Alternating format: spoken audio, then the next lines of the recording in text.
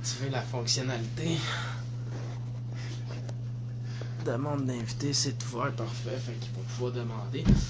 Bonjour tout le monde, en introduction on avait un petit message, puis par la suite on va avoir André Lafrance avec nous qui va intégrer le live.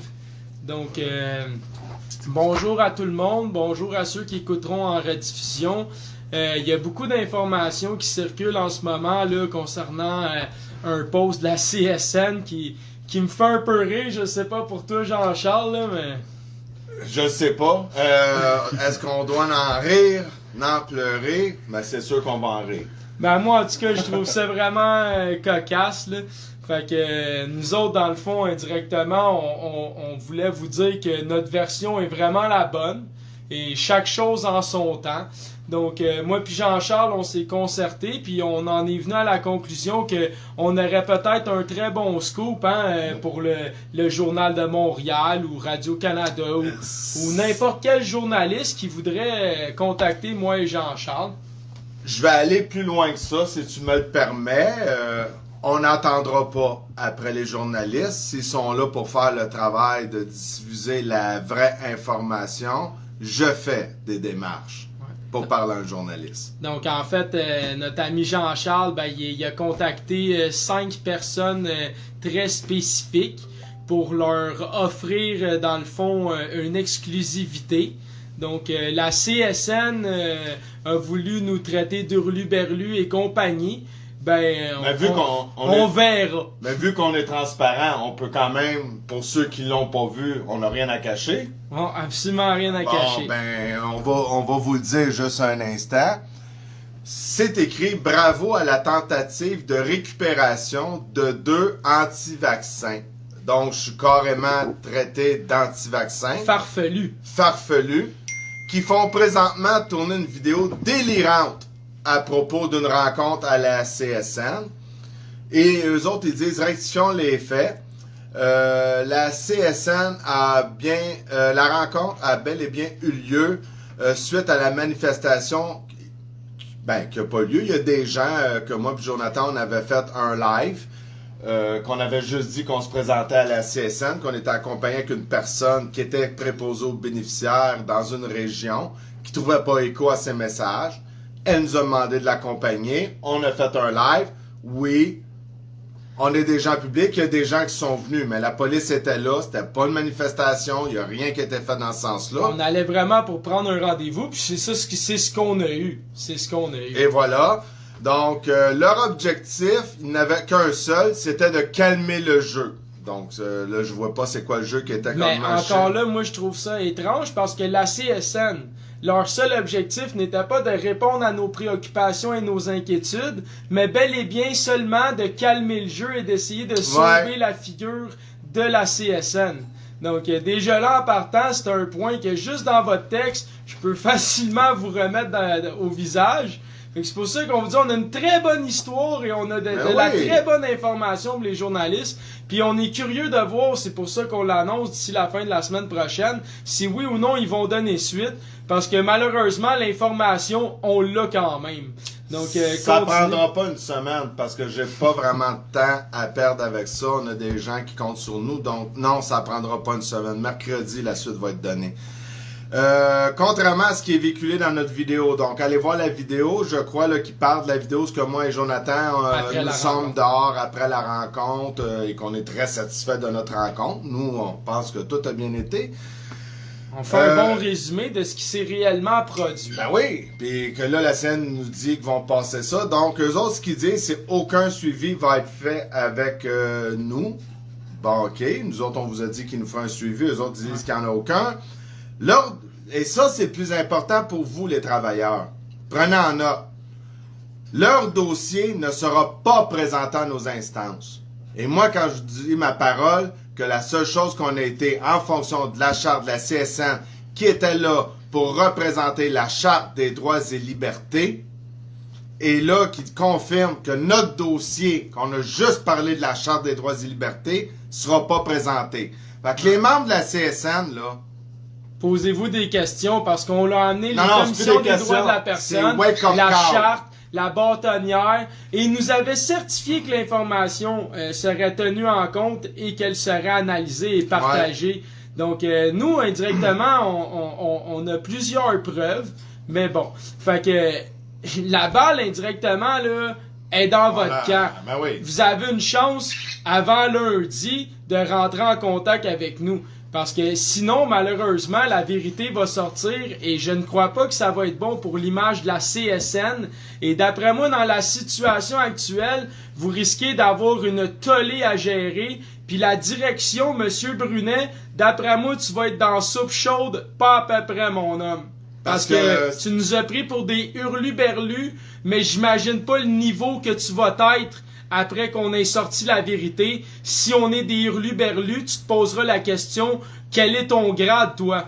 Okay? Parce que clairement, tu pensais qu'on tomberait dans le piège, mais t'as tombé dans un piège. Puis le troisième point, et non le moindre, et ça va carrément à l'encontre de la mission de la CSN qu'on a présentée, puis qu'on vous a présenté dans des lives que je répéterai pas ce soir, parce que on va vous revenir la semaine prochaine, puis on va vous revenir, il y a certainement les médias de masse qui vont se faire un plaisir de ramener ça. Le troisième point, où ce qu'on a parlé de la Charte des droits et libertés et de la Commission de la protection des droits de la personne, avec la bâtonnière, avec la règle du travail de fournir un environnement. Donc, on vous a représenté sans discrimination et harcèlement. Et le troisième point, la CSN ne cautionne aucunement notre discours. Donc, si c'est beau, excusez-moi. C'est beau, certain. C'est merveilleux. Parce que quand la vérité va sortir, on va rappeler aux gens que vous ne cautionnez aucunement notre discours.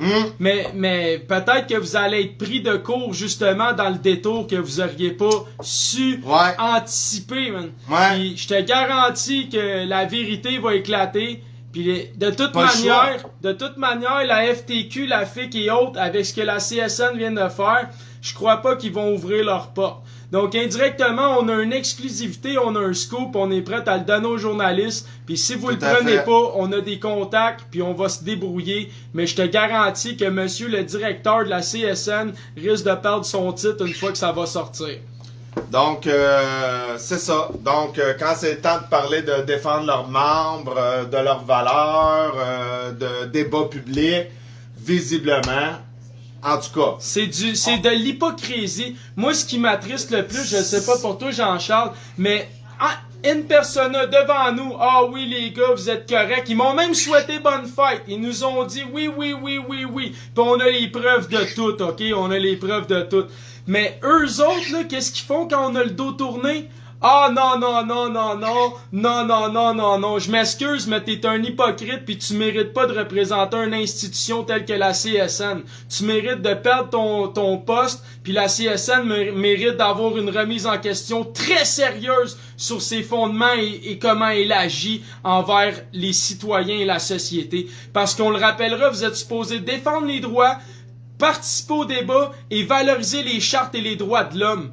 Pas juste être des personnes morales qui mentent puis qui détournent hypocritement la vérité de ce qu'on fait.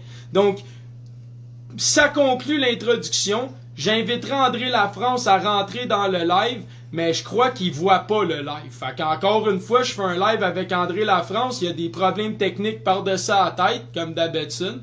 Fait que là, notre ami André, si tu vois le live, fais la demande, s'il te plaît. Attends, ça va popper. Ouais. Vas-y, accepter. Yes, sir. Yes. That's it. Ça va bien. On a bien fait ça. Hey, salut André, comment ça va, mon homme? Comment est-ce qu'on dit avant de commencer? Du gros Big Love! Big Love!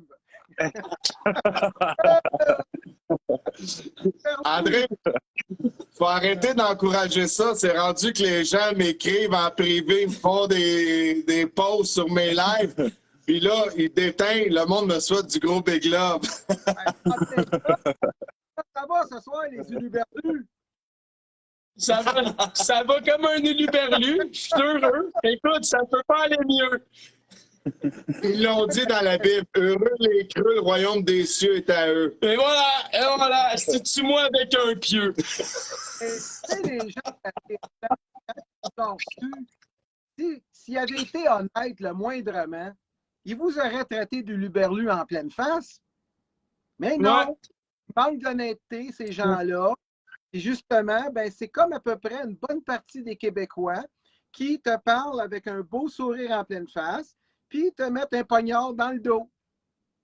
C'est direct ça que vous avez eu. Ben, c'est sûr qu'on va faire les démarches, les médias, pour compter cette histoire-là, parce que nous autres, on a notre version, puis Ben, moi, je là, pense il que va falloir sortir de ce stéréotype-là. Le plus important, c'est que dans la vie, comme on dit, André, ce qui est affirmé sans preuve ne nécessite aucune preuve.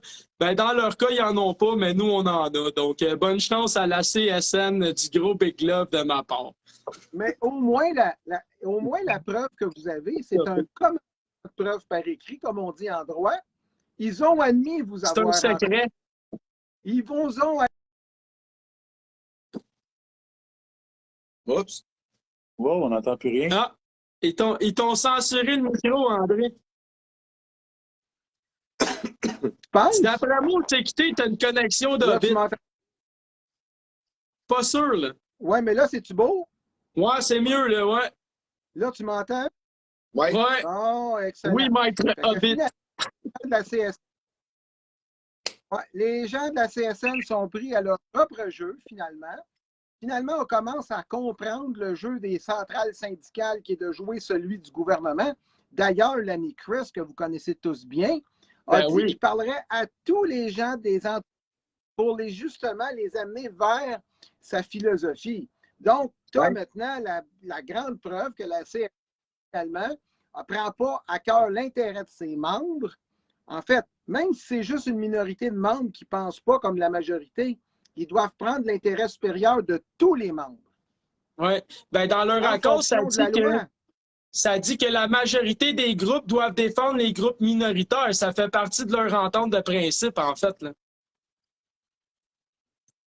C'est exactement ça. C'est ça le but d'un syndicat. Le but d'un syndicat, c'est de représenter les employés opprimés.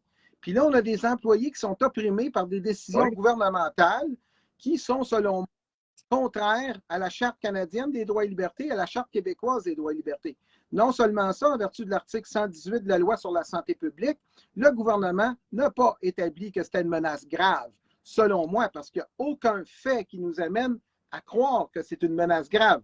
Donc, avant d'utiliser l'article 123, il faut au moins rencontrer le test de l'article 118 qui, selon moi, n'est pas rencontré.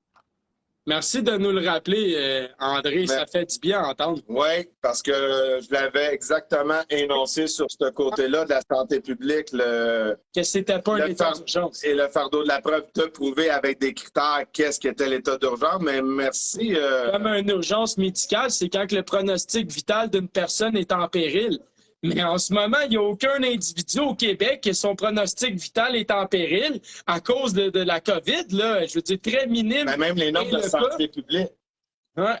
Donc, mais merci d'avoir cité les articles de loi qui corroborent ce qu'on a dit, nous autres. Mais en fait, Oups. On est en train de te reperdre, André. Oui, c'est ça. Ça coupe parce qu'il y en a qui ne sont pas assez fins. Ils me téléphonent. Fait que je dis à tout le monde qui m'écoute de ne pas me téléphoner. J'essaie d'arrêter ça, mais ça n'arrête pas. Donc, pour revenir à ce que je vous disais, on peut dire qu'il y a des gens qui sont atteints par la grippe et qui pourraient en décéder. On ne peut pas nier ça parce que ça arrive à chaque année. D'accord, n'est-ce pas? Mais pour que l'article soit mis en application, il faut que le critère du test de l'article 118 soit là. Et d'après les chiffres du gouvernement, les chiffres de l'INSPQ, on les prend pour avérés. Puis encore là, il faut les prendre pour avérés dans l'état où ils sont. À ce moment-là, on n'est pas en mesure d'établir ce critère-là. Puis moi, je vous ramène à la déclaration du gouverneur de l'État de New York qui a admis que 50 des morts qui avaient été catalogués au niveau de la COVID n'étaient probablement pas décédés de la COVID. Je vous rappelle aussi ce que le premier ministre du Québec nous a dit dans plusieurs conférences de presse, que plusieurs morts ont été qualifiés par association, n'est-ce pas? Et c'est plus à prendre des cas. C'est ça. Donc, finalement, on a l'aveu du premier ministre. On a l'ami Chris qui admet que finalement, il n'y a plus d'urgence. Il y a tellement plus d'urgence qu'il a pu reporter la date. Hein? Puis il a même enlevé l'obligation aux profs d'école. Fait que là, si on veut parler des rationalités, je pense que c'est pas nous autres le problème. Je pense que le problème, il est en haut de la actuellement. T'es trop bon, André. Là. Il va falloir que tu te calmes parce que tu vas mettre ça à terre rien qu'à soir. Deux gros take-off, On t'aime, le go. On t'aime, investi. Merci de nous montrer ce qu'on veut plus jamais en tant que nation. Merci de nous l'avoir appris, François Legault. Bon, fait qu'écoute, je pense qu'on avait plusieurs sujets. Fait j'ai 2 questions rapides. Je pense qu'on va pouvoir y répondre rapidement. Puis nous, on va partager le lien tout de suite après. On va le rajouter dans l'entête du live pour quelques petites technicalités pour que les gens puissent le retrouver. Fait que dans le fond, moi, ma première question, André, c'est un citoyen peut-il représenter un autre citoyen dans une cause civile ou un tribunal administratif du travail ou de la jeunesse, exemple? OK. Dans une cause civile devant les tribunaux comme la Cour du Québec ou la Cour supérieure du Québec, la Cour d'appel ou encore à la limite la Cour suprême, la Cour fédérale, c'est du ressort exclusif de l'avocat pour toutes les matières contentieuses. Pour les matières non contentieuses, un notaire peut présenter des requêtes non contentieuses devant les tribunaux. En ce qui concerne les tribunaux administratifs, ça serait un peu compliqué. Le principe, c'est encore la représentation par avocat. Je vais revenir aux autres tribunaux, parce que j'ai oublié de vous dire ça, c'est que tu as toujours la possibilité de te représenter seul. Devant n'importe quelle instance judiciaire au Québec, tu peux te représenter seul. Il y a des critères aussi pour les compagnies. Ça serait trop compliqué d'expliquer ça ce soir. Ouais. Mais nous, on s'adresse aux gens ordinaires, aux personnes physiques comme toi et moi et Jean-Charles. Donc, pour ces gens-là, oui, on peut se représenter. Juste une seconde, André. Mais... Requête contentieuse. Peux-tu nous la définir pour le bien de tous ceux qui nous écoutent? C'est quoi un contentieux et un non-contentieux? Et voilà. Un non-contentieux, c'est des requêtes qui sont présentées par un notaire ou, par exemple, on veut juste faire valider des actes notariés, donc où il n'y a pas de contestation. À partir du moment où il peut y avoir une contestation, l'avocat rentre en ligne de compte parce que pourquoi l'avocat? Parce que l'avocat est le seul à pouvoir pratiquer du droit contentieux, donc une chicane entre 2 individus ou entre un individu ou une corporation, ou entre 2 corporations. Alors ça, c'est du ressort exclusif de l'avocat.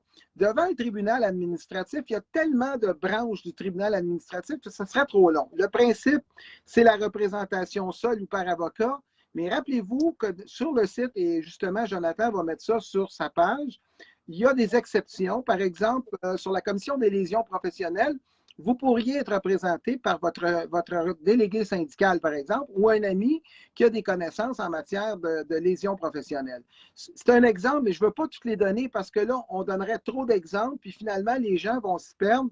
Donc, il est préférable que les gens puissent aller voir justement le document que je t'ai envoyé du Québec, qui est fait par la Fondation du barreau du Québec, par justement mon organisme professionnel. Et ça va aider les gens à comprendre où ils peuvent, en fait, ils peuvent toujours se représenter seuls, ça c'est le principe. Le deuxième principe, c'est par avocat.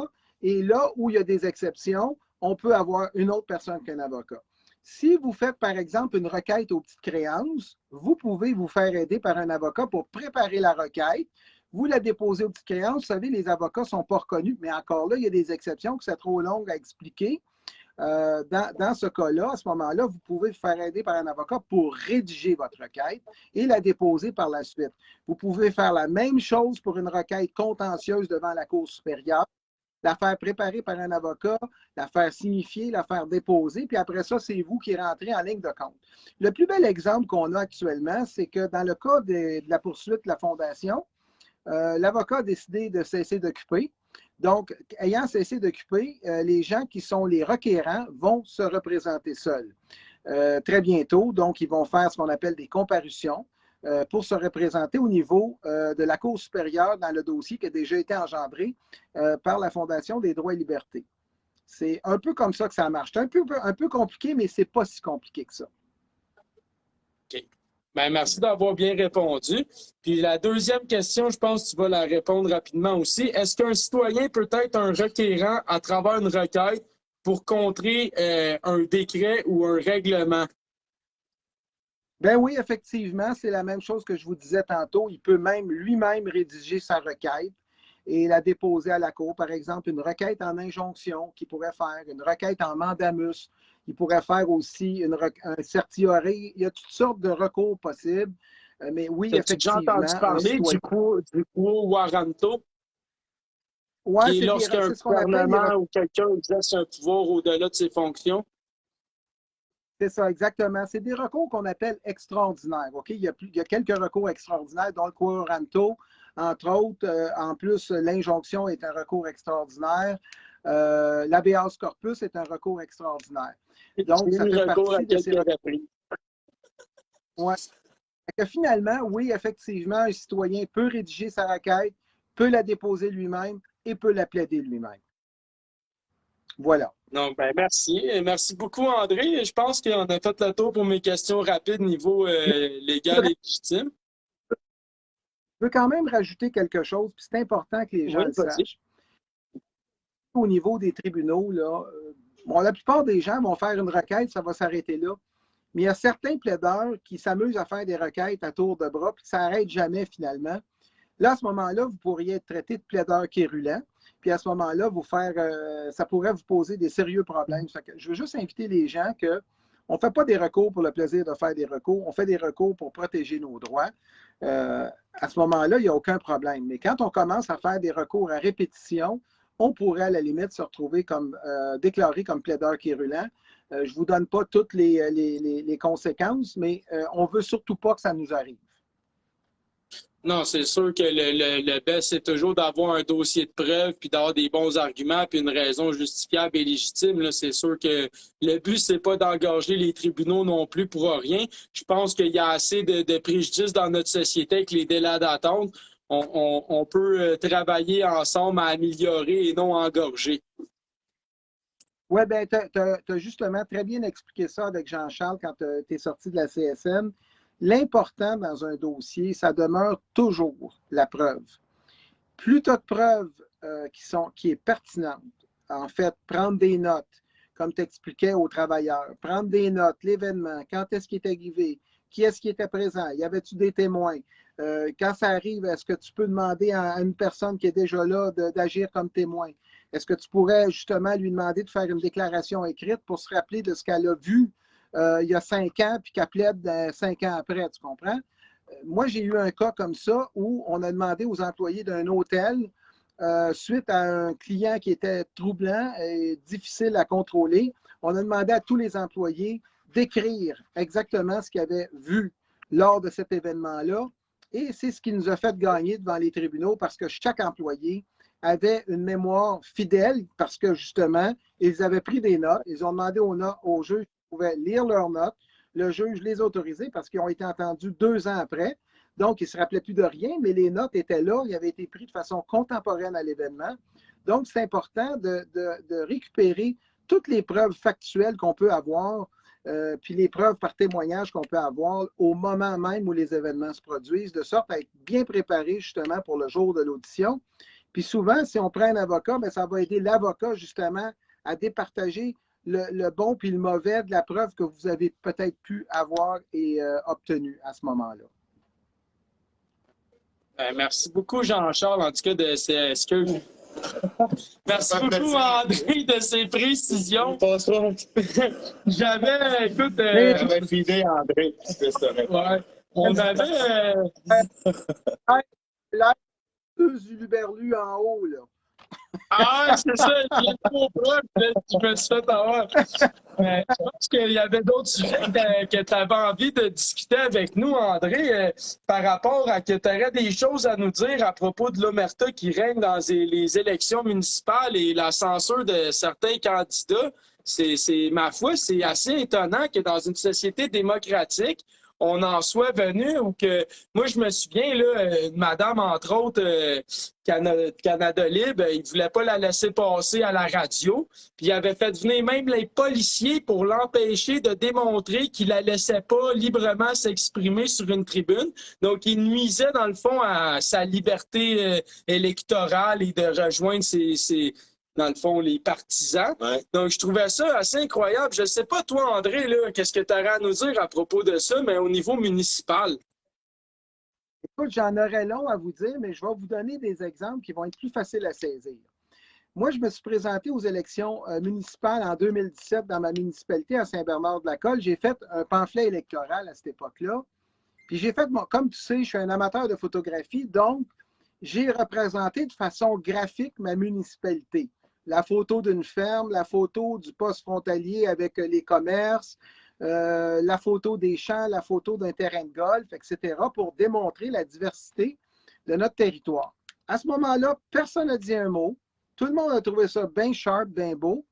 Et là, aujourd'hui, on a le président d'une entreprise locale qui est ingénieur, qui me dit que j'utilise l'image de son terrain de golf, puis que j'aurais dû demander la permission, alors que lorsque je l'avais fait à l'élection précédente, il avait trouvé ça bien sharp. Fait que là, ça peut te démontrer jusqu'à quel point mon discours, justement, relativement à la COVID, qui remonte à mon voyage en Suède, l'avait justement profondément troublé, cet homme-là. Ça l'avait tellement troublé qu'il avait demandé au conseil municipal de demander ma démission, puis de demander au conseil municipal de se dissocier de mes propos qui finalement n'impliquaient pas la municipalité. Alors, c'est ce même individu qui aujourd'hui pense que mes photos lui dérangent. Bien, je m'excuse, mais ça ne t'a pas dérangé il y a 4 ans. Je ne verrais pas pourquoi ça te dérangerait aujourd'hui. Je m'adresse à lui. Mais pire encore, moi, tu sais, là, quand des gens m'insultent comme ça me passe comme sur le dos d'un canard. Je m'en balance comme dans l'an 40. Je vais te dire pourquoi. Monsieur-là, il y a un développement résidentiel, puis il a même dit dans la lettre que j'étais contre son développement, puis que j'avais travaillé contre son développement. Ça m'a rappelé son père qui m'avait dit devant les ondes de TVA que j'avais voulu attaquer son golf. Puis là, j'ai dit, écoutez, monsieur, je pense que vous vous trompez de personne. Je ne restais même pas dans Saint-Bernard quand c'est arrivé. Et lui aussi, en fait, il a un peu la même attitude que son père. Finalement, quand les permis de construction ont été émis pour son projet, je n'étais pas conseiller municipal. Les permis de construction ont été émis avant le changement du schéma d'aménagement.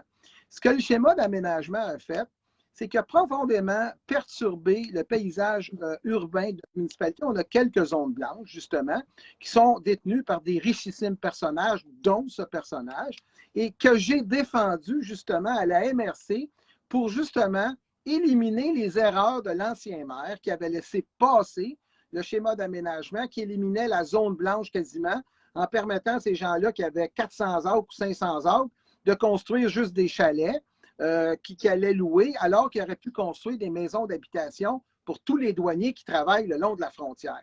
Alors, ces gens-là, parce qu'ils font de la politique de bas étage, bien, ce qu'ils font, c'est qu'ils prennent la feuille du Journal de Montréal qui était arrivée à l'époque, où j'ai parlé finalement de la Suède, et puis on dit, regardez, ça, c'est le conseiller qui nie la pandémie. En plus de ça, ici, la branche sur laquelle il est assis, parce qu'il dit qu'il n'y a plus de démocratie au Québec. Puis en plus de ça, il dit que les tests PCR, ça ne vaut pas une claque. Bien, effectivement, les tests PCR, je le dis encore aujourd'hui, et ce n'est pas moi qui le dis, ce sont les spécialistes, ne valent pas une claque. Alors, dis-le donc encore, André, ça sonne bien. Le son a coupé. Ouais, ça a coupé. Alors, dis-nous donc ça. Les tests PCR ne valent pas plus qu'ils valaient quand j'en ai parlé lorsque j'étais en Suède. OK, n'est-ce pas? C'est pas meilleur aujourd'hui qu'il était quand je l'ai déclaré quand j'étais en Suède. Puis la démocratie au Québec n'est pas meilleure qu'elle était quand je l'ai déclaré en Suède. Il y a quelque chose, au moment où je l'ai déclaré, la démocratie au Québec, il y en avait encore un petit peu. OK? Ben, c'était ma prochaine question, Maître. La démocratie au Québec? En fait, j'allais justement embrayer sur ce sujet épineux de la démocratie. Hein, la démocratie. En fait, non, pas de démocratie au Québec. Puis pourquoi je l'ai dit au Journal de Montréal, que finalement, accepté de mettre ma réplique dans le Journal de Montréal, mais naturellement, les richissimes personnages qui ont fait passer le pamphlet aujourd'hui sans signature, sans nom, l'ont fait en dehors de la loi électorale. Donc, c'est des dépenses électorales qu'on ne sait pas à qui vont appartenir. Mais comme on sait qu'il y a un candidat qui est contre moi, probablement que c'est lui qui a fait ça, mais je ne peux pas l'affirmer.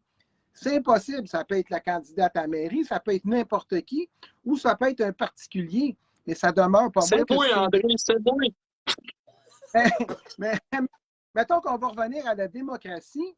Alors, moi, j'avais indiqué justement aux journalistes que le problème était vraiment évident. Le docteur Lacroix, on lui a demandé de se la fermer, puis il nous disait que le masque ne valait pas une claque, n'est-ce pas? Après ça, on a dit au docteur Rosenberg un peu la même patente quand il a dit que c'était une grosse grippe. Fait que c'est pour ça que j'ai dit qu'il n'y avait pas de démocratie à cette époque-là. Mais là où je dis qu'il n'y a pas de démocratie, c'est quand c'est l'exécutif qui décide depuis 20 mois des mesures sanitaires, à défaut de l'Assemblée nationale de le faire. C'est l'exécutif qui le fait. Et quand l'exécutif comme ça devient un gouvernement antidémocratique qui frise le totalitarisme. C'est exactement ça qu'on dit au Québec actuellement. Il faut reconnaître ça. Mais vu que ce n'était pas prévu, cette parenthèse-là dans nos notes, mais on est ad lib tout de même, il y a M. Simon-Jolin Barrette, qui est quand même le ministre de la Justice au Québec, qui a fait une très bonne entrevue au 98.5 avec Paul Arcand et qui tourne de bord la juge en chef qui voulait participer à cette nouvelle cour pour les gens battus ou atteints d'agression.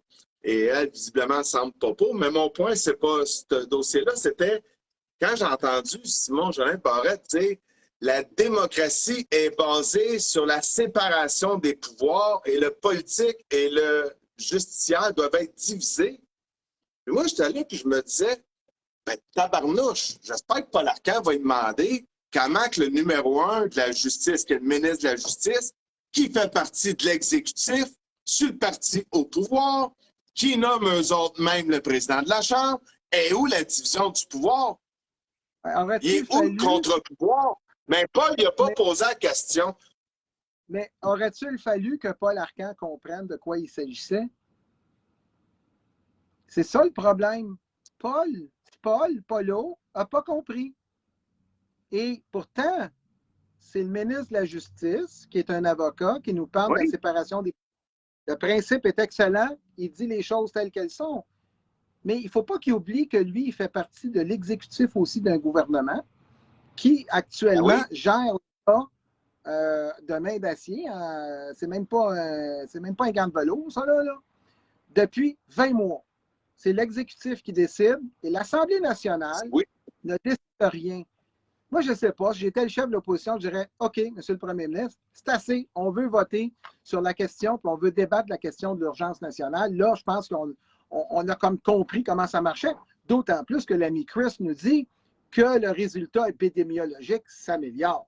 Donc, il n'y a plus vraiment matière à l'urgence entre moi et toi. Fait que là, on a comme un esprit de problème au niveau des élus. Oui, mais je pense que le plus gros problème qu'on a eu, c'est à chaque fois que Mme Anglade, qui est la chef du Parti libéral, à chaque fois qu'elle a ouvert sa trappe, c'était pour contribuer à faire paraître Legault comme s'il était trop doux, parce qu'elle, des mesures, il n'aurait eu plus. Oui, ça c'est vrai. Tu as raison de dire que... Mais Anglade, tu sais, elle vient du sommet économique mondial. Fait que faut comme comprendre qu'elle a suivi ses cours, hein, elle a fait ses classes comme on dit. Ouais. C'était pas avec l'ancien premier de la Caisse de dépôt et de placement qui l'avait amené là, hein?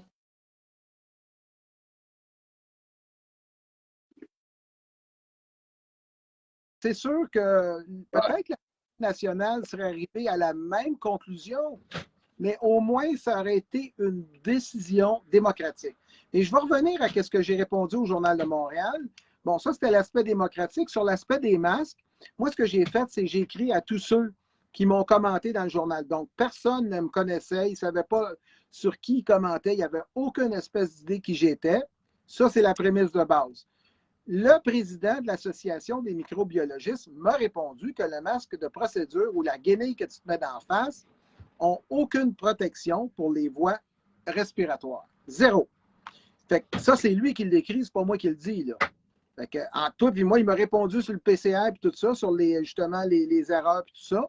Mais le plus gros de sa réponse était sur la question des masques. Fait que finalement, le conseil municipal, dans sa grande sagesse, a décidé malgré que je n'avais jamais quitté le conseil municipal, de demander ma démission, ce que je ne leur ai pas offert. Et de toute façon, moi, ce que je pense, c'est qu'ils ont été à l'encontre de l'éthique parce que justement, les décisions qu'ils ont prises n'étaient pas justifiées. Le maire aurait dû me rencontrer, me poser des questions, faire une enquête, puis par la suite amener ça au conseil. Mais il a refusé de me rencontrer. Je lui ai demandé de le rencontrer, il a refusé. Je me suis expliqué aussi dans le journal local, qui le journal local m'a donné mon droit à la libre expression. Donc, au Québec, le droit à la libre expression, là, il commence à être pas mal entaché. Puis quand vous voyez que des élus sont attaqués comme moi actuellement, c'est parce que je dérange. Pourquoi je dérange à Saint-Bernard-de-la-Colle? Parce que j'ai arrêté les contrats qui étaient... Hein? Non, c'est parce que j'ai arrêté les contrats donnés sans soumission publique. Parce que je veux faire démanteler toutes les roulottes le long de l'autoroute, toutes les roulottes de réfugiés pour envoyer les réfugiés dans des installations propices à garder la dignité humaine. Là, on les met dans des roulottes sur le bord de l'autoroute qui n'a pas d'égout sanitaire puis qui n'a pas d'eau. Donc, ça prend des vannes pour vider la merde puis des vannes pour amener de l'eau. Imaginez-vous ce que ça coûte, ça, de faire ça. Puis en plus, le problème est encore plus grand que ça. Il y a un problème de main-d'œuvre. Saint-Bernard-de-la-Colle, c'est à 52 km du port. Donc, ils ont un problème à avoir de la main-d'œuvre pour s'occuper des réfugiés ici. Moi, je pense qu'à partir du moment où ils sont processés à Roxham, que l'enquête est faite, on peut les prendre et les amener à Montréal tout de suite. Là, ce qu'on fait, c'est que l'on fait transiter dans les roulottes pour quelques jours, puis après ça, un moment donné, on les lâche là dans la nature. Je ne sais pas trop qu'est-ce qui se passe avec eux autres, mais c'est ça qui se passe. Donc, moi, je veux arrêter ça, cette histoire-là, ce cirque-là. Mais ce cirque-là, il bénéficie à des gens à Saint-Bernard-de-la-Colle. Parce que vous figurez qu'ils n'ont pas mis ça sur des terrains fédéraux, ces roulottes-là. Ils ont mis ça sur les terrains particuliers. Mais moi, je suis tanné d'avoir la porte du Canada comme une dombe, finalement, pleine de roulottes avec des tentes et tout ça. Parce qu'on a l'air d'un campement, finalement, d'un camp. Ah non, ça a l'air du tiers-monde. Ça a vraiment l'air du tiers-monde. Le problème de l'immigration irrégulière va être réglé de toute façon avec les douanes. Pardon? Le problème de l'immigration irrégulière, de toute façon, va être réglé avec les douanes parce que moi, j'ai des camionneurs dans le mouvement qu'on défend les travailleurs avec Jonathan qui m'appelle puis que Biden a mis qu'on ne pourra plus traverser les douanes terrestres, qu'il va falloir un code QR. Donc, à ce moment-là, l'immigration de masse irrégulière ne pourra plus rentrer. D'après moi, il ne doit pas avoir de code QR. Notre live coupe pas mal, je ne vous vois plus en action. Je ne voulais pas t'entendre ce que tu disais, mais c'est pas grave. Écoute, moi, tantôt, par rapport à ce que tu disais, André, pour revenir plus sur le thème, j'aurais juste une question qui me surgit. Parce que, tu sais, en ce moment, selon l'article 122 de la loi de la santé, qui nous dit, je vais te le lire en même temps, qui nous dit en gros que l'Assemblée nationale peut, conformément à ses règles de procédure, désavouer par un vote la déclaration d'état d'urgence sanitaire et tout renouvellement. Le désaveu prend effet le jour de l'adoption de la motion. Le secrétaire général de l'Assemblée nationale doit promptement publier et diffuser un avis du désaveu avec les meilleurs moyens disponibles pour informer rapidement et efficacement la population concernée. Donc, moi, là, quand je regarde indirectement l'opposition qui a le pouvoir de désavouer l'état d'urgence, qui, par le fait même, obligerait l'exécutif à nous donner les données scientifiques probantes pour justifier de continuer leurs mesures, me démontre clairement que je vis dans une opposition contrôlée, une espèce de dictature, de tyrannie masquée en bonne foi, mais dans la réalité, personne n'assume son autorité, comme les commissions, le tribunal des commissions des droits de la personne et de la jeunesse aurait dû soulever l'enjeu du droit à l'égalité, de la discrimination, et aurait dû convoquer les tribunaux à cet effet il y a longtemps. Donc, j'ai vraiment l'impression que malheureusement au Québec, les gens qui sont en position de pouvoir ne font pas ce qu'ils doivent faire. Toi, je ne sais pas c'est quoi ça te met à l'oreille en tant que citoyen, en tant qu'humain, le fait que l'opposition, l'Assemblée, n'a jamais désavoué l'état d'urgence, même s'ils criaient haut et fort qu'ils étaient contre. Bien, en tant qu'humain, c'est clair que moi, je dénonce le fait que tous les oppositions, donc le Parti québécois, le Parti libéral et Québec solidaire, justement, se complaisent dans ce système-là parce que ça fait leur affaire. Parce que la résultante de ce qui va arriver, de tout ce que Legault est en train de faire, va tôt ou tard, un jour, leur bénéficier comme élus. Et c'est pour ça qu'ils ne font rien, parce que justement, plus tu enlèves des droits aux citoyens, plus les élus en ont à l'autre bout du compte. Donc, c'est exactement ce qui est en train de se passer. C'est que finalement, les oppositions, les trois qu'on vient de nommer, sont complices actuellement du gouvernement. Parce qu'ils ont le pouvoir, comme tu as vu, de désavouer le gouvernement sur cette question-là. La loi le prévoit. Et rappelons que cette loi a été adoptée en 2001, alors que justement, François Legault était membre du Parti québécois, le parti même qui a adopté cette loi liberticide. Mais ça, c'est le propre des partis socialistes d'adopter des lois liberticides. Ce n'est pas nouveau que les partis socialistes, justement, abusent de la bonne foi des citoyens. Ouais. Ben, merci beaucoup pour ton opinion d'être humain, Maître André Lafrance. Je sais aussi que tu aurais peut-être des choses à nous dire à propos de salariés et d'emplois miniers et de certains secteurs, là. Je ne sais pas c'est quoi exactement, comment tu voudrais nous l'aborder parce qu'on sait que c'est un peu touché, mais qu'est-ce que tu aurais à nous dire à propos de ces salariés-là, des emplois miniers qui Bien, c'est un peu comme vous disiez tantôt par rapport à la CSN.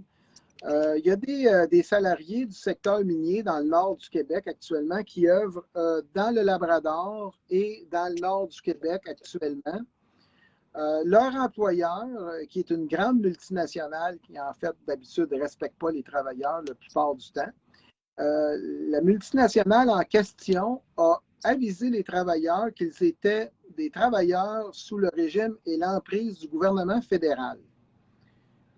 Oui, dans une certaine mesure, il y a peut-être certains salariés, mais je pense que c'est une grande minorité, qui sont des salariés qui sont touchés par les lois fédérales. Et vous savez que le gouvernement Trudeau a imposé la vaccination dans le domaine fédéral des transports.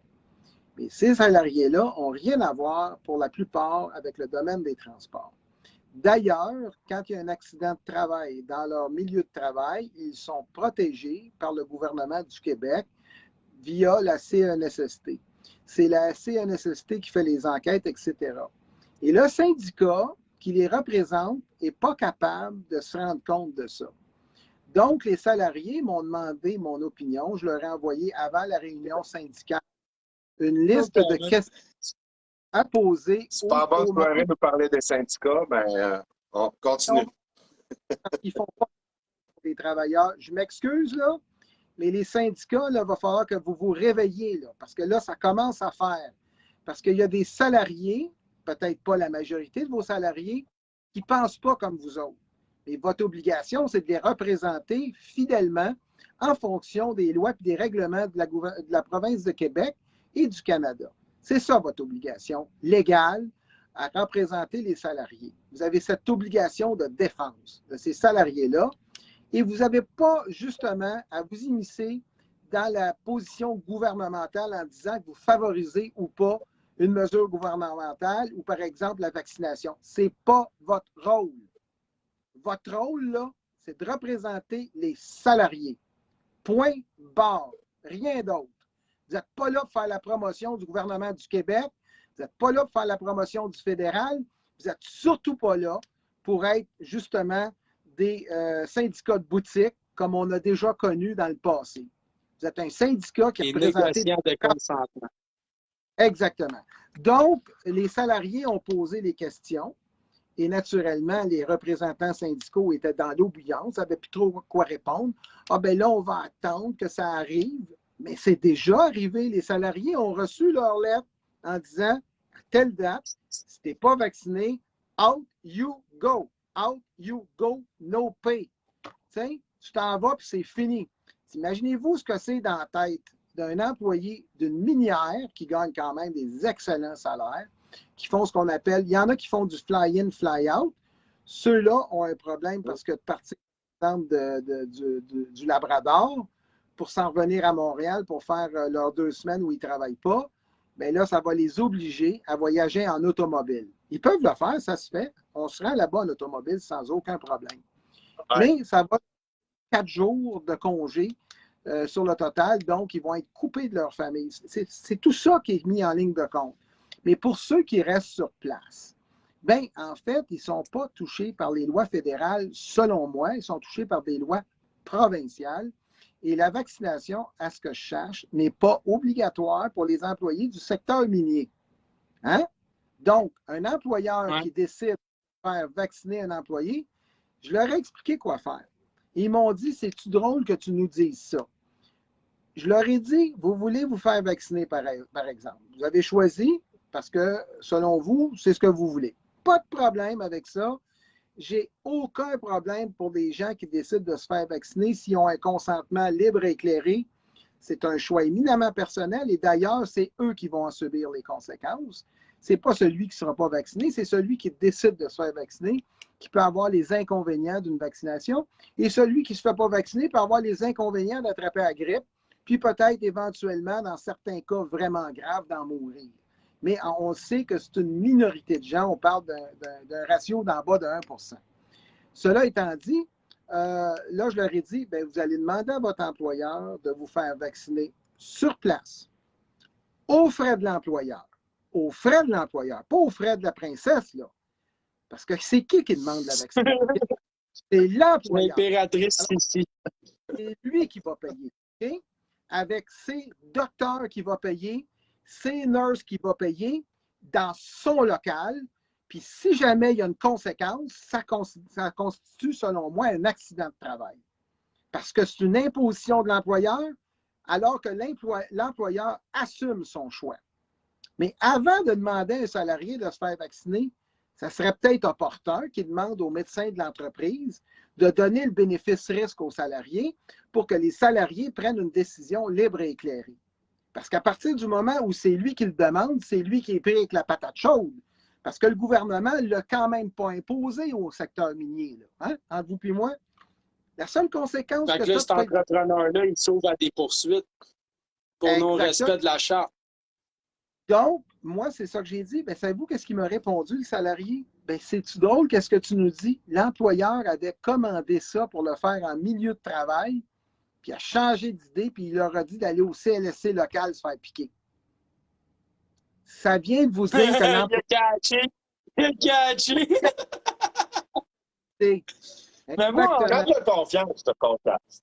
Moi, André, je me disais, tu sais, d'un point de vue d'un employé, ça serait une bonne chose d'aller voir l'employeur et dire, écoute, avis de compromis vaccination, j'accepte d'être vacciné si tu me couvres en cas de risque ou de blessure ou de MCI. Ensuite de ça, j'accepte d'être vacciné si tu me garantis que je n'attraperai plus la maladie et que je ne transmettrai plus la maladie. J'accepte d'être vacciné si tu me garantis que je ne serai pas hospitalisé, que je ne ferai pas de forme grave. Et en toute bonne foi, que j'accepterai d'être vacciné si tu m'indemnises en cas de problème. Tu comprends-tu? Ben là, oublie ça, il ne te fera pas. Moi, c'est simple, Jonathan. Moi, je dirais à l'employeur, ben écoutez, moi, vous allez me vacciner sur les lieux du travail. Donc, s'il y a un problème qui surgit suite à ça, vous allez vous engager justement à indemniser le gouvernement de tout ce qu'il pourrait me payer par ailleurs, parce que ça va être la CNSST qui va vous faire un chèque. Là. Non, c'est-à-dire, employeur, tu me demandes quelque chose que je ne suis pas obligé de faire. Je connais les conséquences, je ne pourrais pas aller au gym, etc. Je m'en fous. J'ai décidé de ne pas me faire vacciner. Mais là, tu me forces à le faire pour gagner ma vie. Bien, je suis prête à prendre le risque. J'ai regardé les bénéfices-risques. Je vais prendre le risque, mettons. Mais toi, employeur, tu vas prendre à ta charge tous les frais. Pas le gouvernement du Québec. C'est toi qui vas prendre à ta charge les frais. Et non seulement tu vas prendre à ta charge tous les frais, si je décède, tu vas t'occuper de ma succession. Parce que moi, je suis présumé d'avoir une certaine espérance de vie. C'est comme une poursuite en droit médical, ça. Quand il y a une erreur médicale, puis que le médecin est poursuivi sur une erreur médicale, les dommages et intérêts sont toujours basés sur une expectative de vie. Par exemple, un médecin va opérer un monsieur de 83 ans pour le cancer du poumon, ce qu'il ne devrait pas faire par ailleurs, mais mettons qu'il décide de le faire. S'il manque sa shot, bien, l'espérance de vie du monsieur est déjà expirée de toute façon parce que je pense que l'homme, c'est 82 ans.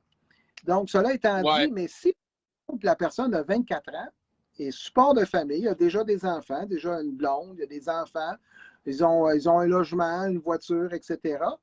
Bien là, on parle d'une expectative de vie qui est pas mal plus longue dans un cas semblable. Donc, le montant qui pourrait être payé par l'employeur devrait être substantiellement élevé, de sorte qu'on devrait exiger que l'employeur ait un fonds de réserve puis une garantie, justement, pour garantir... D'après moi, il va faire banqueroute. C'est ce que j'allais dire. Il faut un fonds de réserve ou une assurance responsabilité qui couvre tout ça.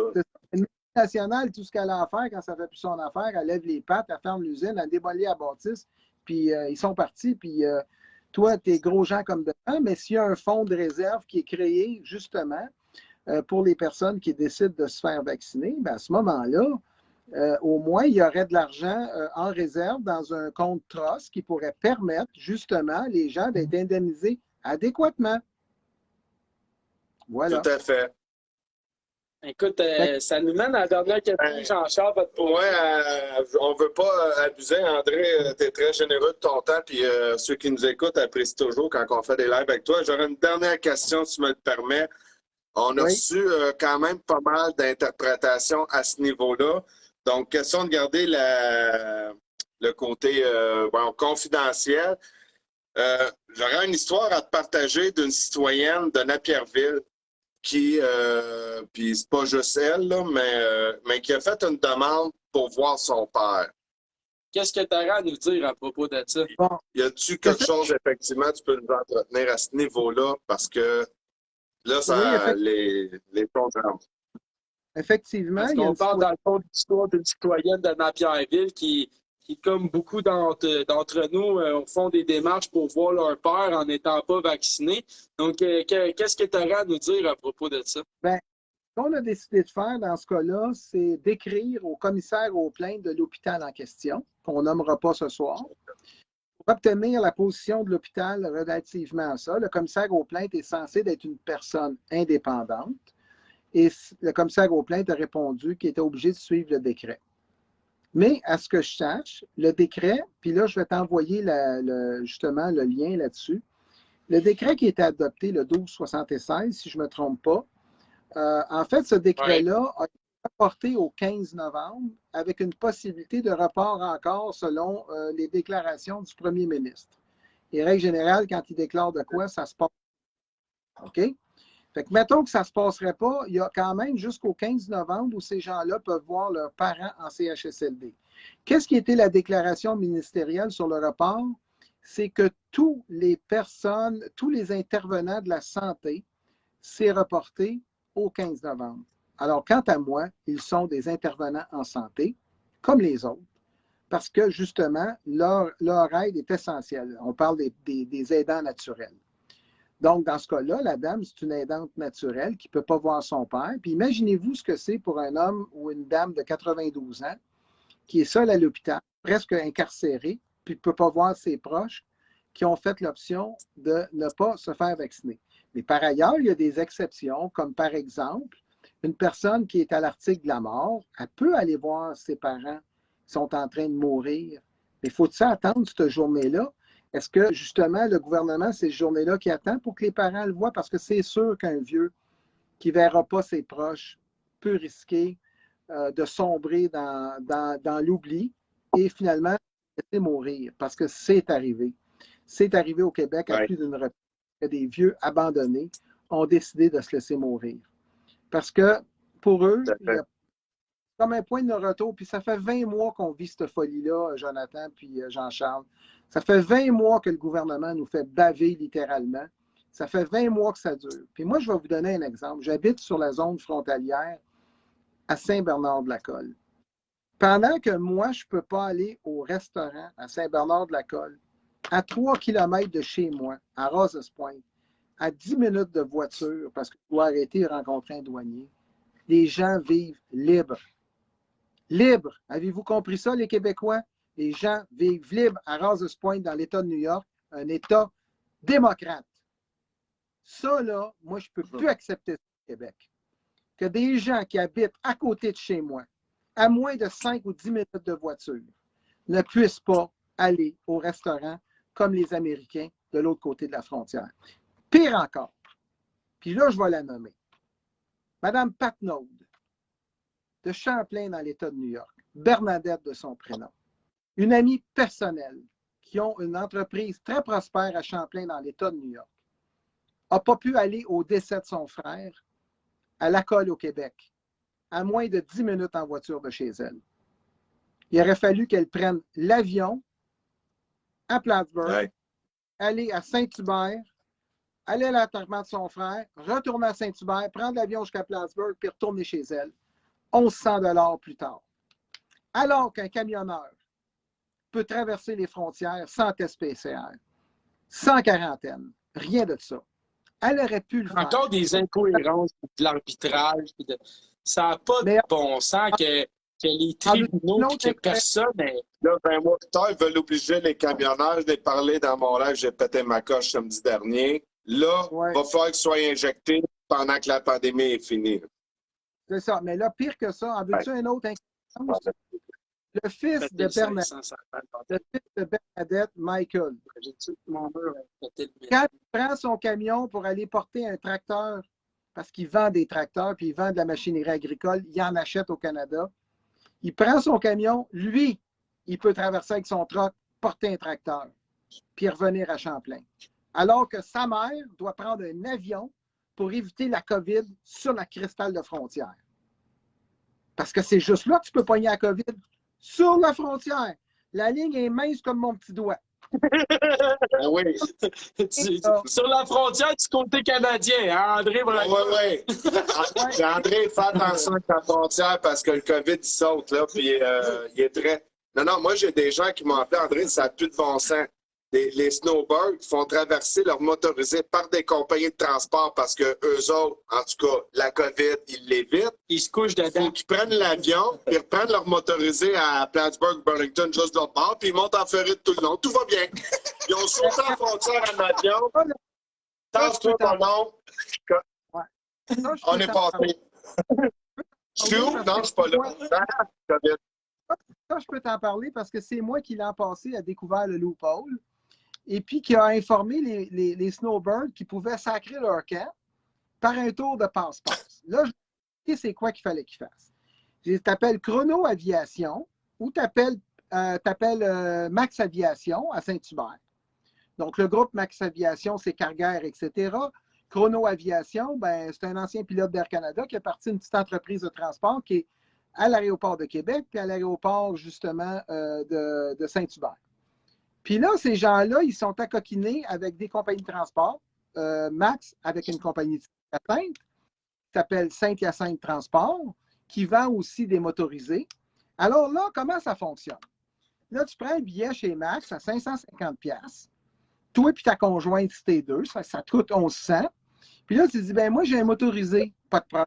Vous emmenez avec votre motorisé à l'aéroport de Saint-Hubert, vous le parquez dans la cour, puis là, Superman ou Wonder Woman embarque dans ton truck, puis ils s'en vont aux États l'amener à l'aéroport. Fait que là, toi, tu voles esti comme ça pendant 15 minutes, puis là, tu atterris l'autre bord, esti. Excuse-moi d'avoir dit hostie, j'aurais pas dû le dire, là, fait que j'enlève ce mot-là. Donc, j'aurais jamais dû dire ce mot-là. Ça fait que tu arrives l'autre bord à Plattsburgh, puis ton truck, il est direct en avant de la porte de l'aéroport. Moi, je la connais par cœur, cet aéroport-là, parce que mon gars allait à l'école direct à côté. OK? Direct à côté de l'aéroport, mon gars, il allait à l'école là.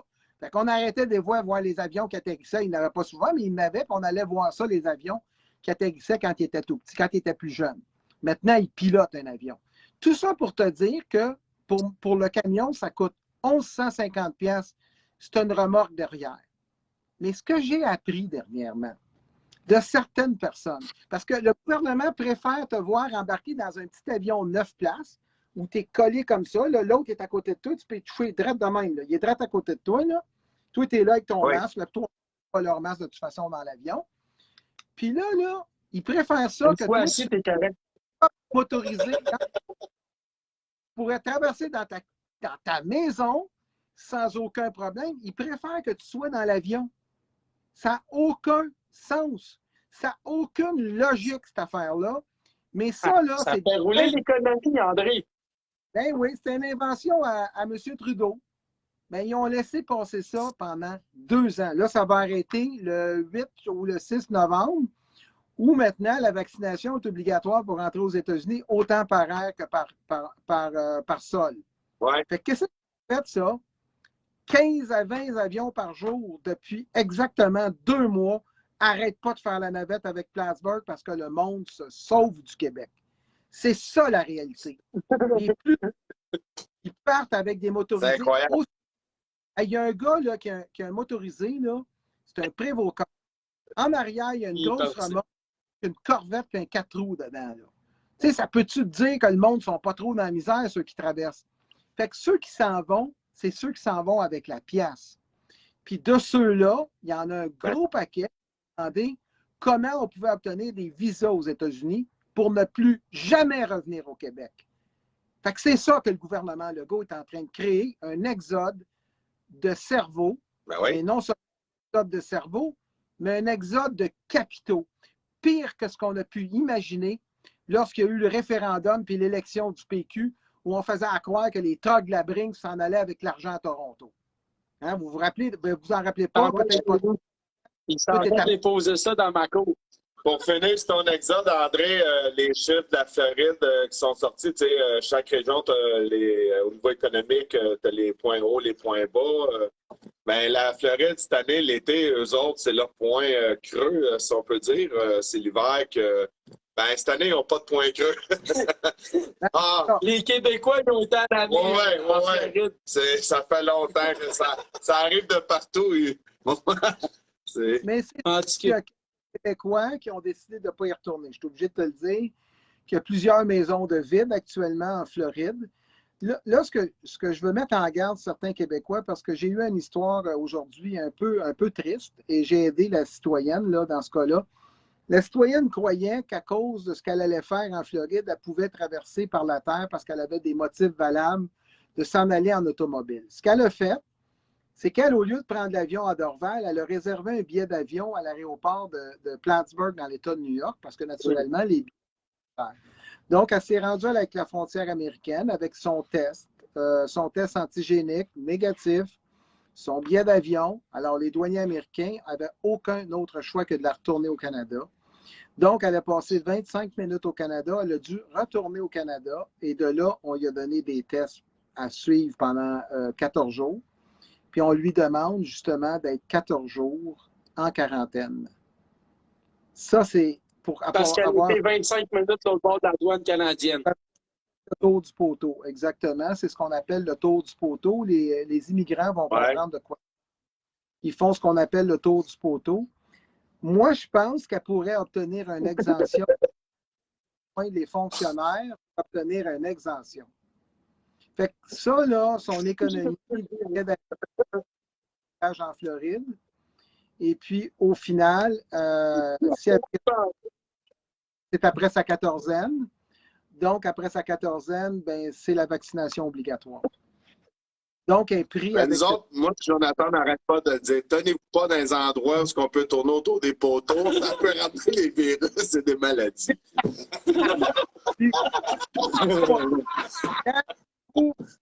Les mains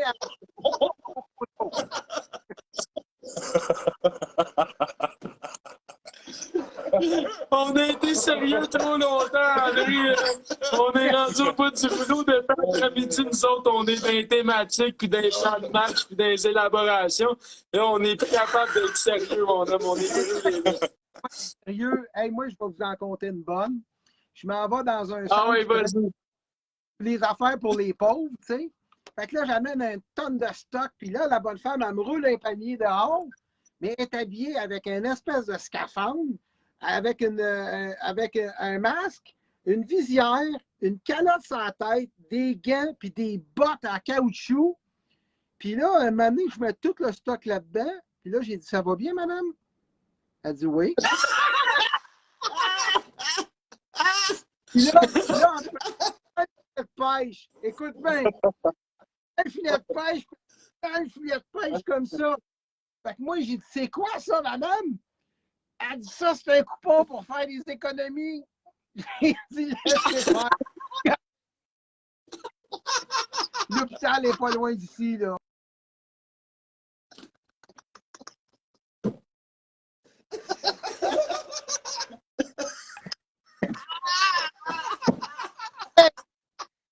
dû la prendre en photo. Quand je raconte ça au monde, le monde dit, tu nous comptes des menteries. Ben, je vous le jure sur mon serment d'office, vraiment mon serment d'office, que c'est la pure vérité, rien que la vérité, ce que j'ai observé. Ça, c'est à part le monsieur de la... T'as une minute, je vais aller chercher ma Bible, André. Non, mais André, on rit bien, puis ça fait du bien parce qu'il faut rire dans tout ce qu'on vit, hein, parce qu'à un moment donné, on va virer fou.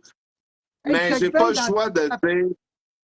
Oui, mais avant que tu parles, dans le pays de la pandémie, là, entre le mois de mars, là, le mois de mars et le mois de juillet, on n'avait pas de masque. Puis moi, là, André Lafrance, je ne suis pas tombé malade. C'est un consentement de sécurité, le masque. Je suis encore là. Mais je suis obligé de respecter tous les critères quand il faut hein? Bien que certains citoyens qui étaient assis côte à côte, hein, un monsieur très riche de mon village avec quelqu'un qui se présente comme candidat, était assis côte à côte, pas de masque. C'est bien ça, hein? Fait que c'est ça que c'est sale, la politique. Mais moi, ce que je trouve le plus sale, ce que j'allais dire, faut rire parce que ça fait du bien. Mais j'ai pas le choix quand même de garder un côté de moi qui a de la compassion parce que ces gens-là, on voit que l'ingénierie civile qui a été faite, j'ai un côté que j'ai quand même pitié parce que c'est dégueulasse ce qu'ils ont réussi à faire avec leur manipulation de masse, avec la collaboration des médias pour qu'il y en ait qui vivent, je m'excuse André, mais dans des états de psychose comme ça, oui, on a ri, puis merci beaucoup, mais il y a quelque part que ça me fait de la peine de voir des êtres humains lobotomisés comme ça. Moi, ce qui me fait de la peine, c'est encore l'autre jour, je l'ai montré avec mon cellulaire à la fin de la rencontre à la CSN, le site de l'INSPQ, tu sais. Puis j'ai dit là, tu sais, tout le monde nie cette information-là. Tout le monde me traite de menteur puis tout, mais je lui ai montré qu'il y a 378 morts sans comorbidité depuis 2 ans au Québec. Zéro. Je dis en quoi c'est un danger grave, imminent et urgent quand il y a 378 morts en 2 ans qui sont morts que de la COVID. Ben moi, écoute, je trouve que vous avez raison toutes les deux. Puis ce que tu disais, Jean-Charles, là, je partage ça. Ce que le gouvernement a fait, là, c'est inacceptable parce qu'il y a des gens, naturellement, qui sont dans un état de panique avancé, qui ont de la difficulté à comprendre ce qui se passe à cause, justement, du fait qu'ils font contre les politiciens. Les gens, là, qui sont dans la situation, comme tu viens de décrire, ben, ils sont dans cette situation-là, comme la dame qui m'a servi. C'était drôle au bout, là. On en conviendra que c'était super drôle. Ben oui. C'est son enfant qui la force à se déguiser comme ça, là. Puis, imagine-toi qu'au début de la pandémie, il y en a bien qui ont lavé leurs fruits puis leurs légumes, y compris moi. Hey, c'est moi qui ai fait passer la résolution dans mon conseil de ville de faire fermer la ville parce que le maire m'avait dit, finalement, la vérité, c'était une grosse grippe. Fait que moi, j'ai fait la résolution pareil, on l'a fermé à ville. Mais là où j'ai commencé à douter, puis je pense que je t'en avais parlé l'autre fois, c'est quand j'ai fait une résolution pour demander à Santé Montérégie de venir occuper tous les postes frontaliers, en fait, en avant des postes frontaliers sur le territoire du Québec, pour arrêter tous les snowbirds, puis s'assurer qu'ils respectent la quarantaine, etc. Moi, j'ai demandé ça comme conseiller municipal.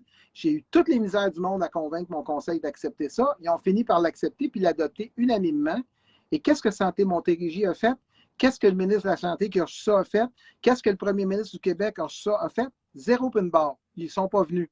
En fait, ils ont fait le même show de boucan qu'ils ont fait à l'aéroport de Dorval. Ils nous ont envoyé les policiers passer des circulaires pendant 4, 5, 6 jours. Puis à un moment donné, ils sont disparus, puis on ne les a plus jamais revus. Pendant que les... parce que quand tu reviens avec ton motorisé, tu es beaucoup moins dangereux. Comprends-tu? Quand tu pars, tu es dangereux. Mais tu peux revenir à terre. Non, mais c'est quelque chose. Il faut que tu partes 20 heures, mais tu peux revenir à terre. Comprenez-vous? Mais moi, je vais vous dire pourquoi. Parce que le Canada ne peut pas refuser aux Canadiens de revenir au pays. Et tous ceux qui me disent qu'il y a d'autres choses, André. Arruda l'avait dit, ce virus-là, il est très hypocrite, puis il peut vous attaquer dans le dos avec un couteau. Fait que quand tu pars en avion, tu reviens en terre, le virus court toujours. Il est toujours en arrière. Il te cherche dans les airs, Ouais. de revenir à terre, t'as perdu. Il est dans les airs, tac, tu passes en dessous. Il est en dessous, paf, tu passes dans les airs. Ouais. Salut. Chou. Ah, je suis là. Mais moi, je me souviens quand tu m'en avais parlé l'autre fois, justement, que tu avais eu de la misère à avoir la police qui gère la frontière, puis les routes, puis qui fasse des contrôles, puis que tu avais dû, même façon de parler, déchirer ta chemise pour avoir ces personnes-là, ces officiers-là en charge des routes et des passants. Et je me souviens encore là, comment est-ce que ça t'avait exaspéré. Ah, moi, ça m'a vraiment exaspéré parce que Je là, sais pas, c'est là. Joe. Mais tu sais qu'à un moment donné, j'ai découvert, par pur hasard, dans les décisions d'accès à l'information de la charmante INSPQ, là, la gang à 378, on va les appeler les 378 à partir de maintenant. La gang du 378. C'est que la gang du 378. Represent! On va y aller. 378, ça me faire esprit le fil de mes idées. Ils écrivent à. Puis ça, c'est le docteur Gaston Desserre. Moi, je l'appelle Gaston Lagaffe. Gaston Desserre, il envoie une lettre. Je pense que je te l'ai envoyée. Puis il dit lis ça, Horatio, c'est la recette pour les prochains 18 mois. Et guess qui c'est qui a fait la recette? Thomas Puyot. Qu'est-ce qu'il fait dans la vie, Thomas Puyot? C'est pas un docteur. Puis pourtant, quand tu écris des affaires de même au Québec, tu te fais accuser de faire de la médecine. Lui, c'est un ingénieur qui a donné la recette à Horacio Arruda. Quelle recette? Un ingénieur. Ah, ben, il y avait un document qui s'appelait The Hammer and the Dance. Le marteau et la danse. En français libre. OK. Et ce document-là, recette pour les prochains 18 mois, je l'ai mis sur ma page Facebook et je vais t'envoyer ça, Jonathan, parce que tu dois voir qu'est-ce que nos charmants fonctionnaires écrivent comme littérature. C'est absolument phénoménal comment un fonctionnaire Moi, peut je suis pas sûr qu'il écoute lire ça. Ouais. D'après moi, je m'en remettrai pas. Juste voir la couverture du livre, ça va être assez. Oui, mais juste lire la lettre du docteur Gaston Desserre qui a 2 lignes. Lis ça, Horatio, c'est la façon d'opérer la pandémie pour les prochains 18 mois. Mais moi, je trouve ça en novembre, en fait en janvier, mais c'est une décision de novembre 2020. Mais la lettre, à quelle date tu penses qu'elle a été envoyée, Horatio? Le 20 mars 2020, 7 jours après la déclaration de l'état d'urgence. Ah! 7 jours après la déclaration. Alors, quand le premier ministre vous disait, quand il vous disait qu'il construisait l'avion en plein vol, ben, il vous contait des histoires à dormir debout. Moi, au niveau légal, c'est juste... Ah, là, il faut arrêter. Mais c'est juste qu'il y a quand même eu un contrat de donner à une firme excessivement importante, McKinsey, qui est la firme McKinsey, qui était autour de 1,7 million sans appel d'offres. Je sais que ça, au niveau politique, il y a un parti de l'opposition qui a osé demander, on pourrait-tu voir ce qu'il y avait dans... Qu'est-ce qu'on a eu pour 1,7 million? Ils se sont fait envoyer promener. Ça, y a-t-il une loi que moi, en tant que citoyen, c'est parce que moi, il me semble que le gros bon sens, je pense pas que Legault l'a payé de sa poche. Tous les Québécois. Moi, y a-t-il quelque chose au niveau légal que je peux juste donner une feuille, dire à Legault, ben, pour 1,7 million, quand même une formation en gestion, je vais évaluer le document, ça me tente. Je peux-tu l'obliger à me le donner, là, ce rapport? C'est nous autres qui l'a payé. Tu peux faire une demande d'accès à l'information au document public. Ce document-là devrait être un document public. Ils vont peut-être caviarder certains éléments, mais ils devraient te le fournir. Puis là, à ce moment-là, tu pourrais être en mesure de comprendre pourquoi on a engagé cette firme-là. Parce que probablement que les fonctionnaires n'étaient pas assez compétents pour arriver au même résultat. On a décidé d'engager une entreprise privée. De là, ça dit comment le gouvernement respecte ses employés. Ah, oui. Il ne respecte pas pantoute. Ben oui, voyons, ils respectent tellement qu'il aime mieux les laisser à la maison payer à rien faire, puis repayer en double des firmes privées. Ouais. Parce que c'est important d'avoir du temps libre quand t'es ministre pour t'occuper de tes enfants. Tu comprends? Ah, ben, Jonathan, je trouve que t'as un côté bitch que moi, je cautionne pas. Le gouvernement était responsable. Il a laissé les fonctionnaires à la maison à cause de la dangerosité du virus et les liens épidémiologiques. Ils ont été responsables de laisser les fonctionnaires chez eux. Je ne cautionne pas du tout ce que tu dis. Arrête ça, Jean-Charles, ça va pas mourir. Jean-Charles, tu avais raison jusqu'à peut-être en quelque part au mois de novembre 2020. Mais depuis quelque temps, les laisser à la maison, c'est une drôle d'idée. Entre toi et moi. Ah, ben, je pense qu'on a fait j'aime le ça, tour hein? de la série. Puis écoute, André, Non, si mais jamais tu veux faire. Moi, d'après moi, on fait un live, Non, on mais le présente comme show du mot, puis on va chercher des dons. Bon, ça y est. On va vendre des billets de spectacle. On vire la pandémie Oui, version gouvernementale en show d'humour. Ben oui. Ben, Hein? de toute façon, c'est un show d'humour, le premier ministre en soi. Mais malheureusement, il y a une grosse majorité à ce personnage-là, à cet illustre personnage. Ouais. Un jour, l'histoire va juger comme elle a jugé bien des gens comme lui, d'ailleurs. Ça, c'est évident pour moi. Ouais. Mais en attendant, tirons le positif. On a notre Cylin, on a notre Arruda, puis notre Cri-Cri qui sont scripteurs à temps plein pour notre show d'humour. Ouais. On a notre ami Chris qui manque à rien. Chris, ça en manque pas Là, une. Du gros big Du gros love. big love. Merci, André. Merci André, attends. Merci André, merci Jean-Charles. Merci, bon. Puis, quand tu veux, André, on se rappelle, on reste en contact. Puis j'aimerais bien ça, faire des capsules souvent avec toi, c'est toujours agréable. Merci aux gens qui sont avec nous. Partagez en public, partagez en privé, partagez sur les groupes. Faites circuler l'information pour Ouais. contrer la loi de Brendolini. Mettons l'énergie exponentielle à contrer leur menterie. Merci à tout le monde. On va trouver une solution ensemble pour faire renverser la vapeur. Du gros big love! Yeah! Yeah!